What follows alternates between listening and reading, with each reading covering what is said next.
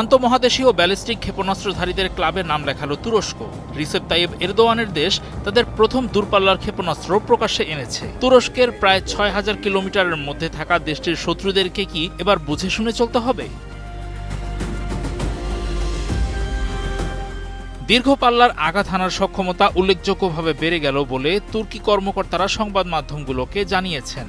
স্থানীয় সংবাদ মাধ্যমের প্রতিবেদন অনুযায়ী ইলদিরিম হান নামের এই ক্ষেপণাস্ত্রটি গত ৫ মে ইস্তাম্বুলে আয়োজিত SAHA 2026 প্রতিরক্ষা শিল্প প্রদর্শনীতে প্রদর্শন করা হয়। প্রতিরক্ষা সরঞ্জাম প্রস্তুতকারী সংস্থা রকেটসানের তৈরি এই ক্ষেপণাস্ত্রটির আনুমানিক পাল্লা প্রায় ৬,০০০ কিলোমিটার।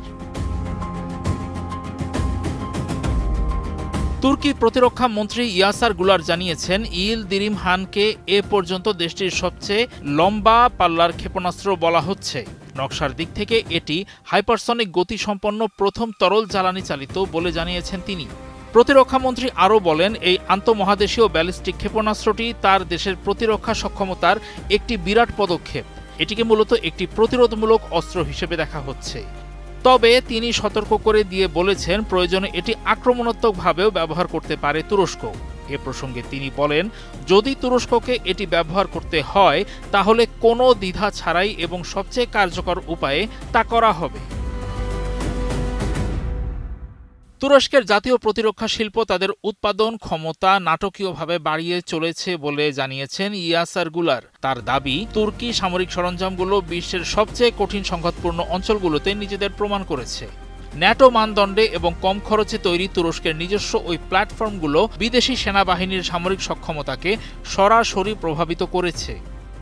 এর মাধ্যমে তুরস্ক অস্ত্র আমদানি নির্ভর দেশ থেকে এমন একটি দেশে পরিণত হয়েছে যারা এখন নিজস্ব সিস্টেমের নকশা তৈরি, উৎপাদন এবং রপ্তানি করে। সাম্প্রতিক বছরগুলোতে তুরস্ক তাদের প্রতিরক্ষা শিল্পের সক্ষমতা দ্রুত বাড়িয়েছে। তারা ড্রোন, ক্রুজ ক্ষেপণাস্ত্র এবং স্থলভিত্তিক বিভিন্ন সরঞ্জাম তৈরি করেছে। সেগুলো সিরিয়া ও ইরাক থেকে শুরু করে লিবিয়া এবং দক্ষিণ ককেশাস পর্যন্ত বিভিন্ন যুদ্ধে মোতায়েন করা হয়েছে।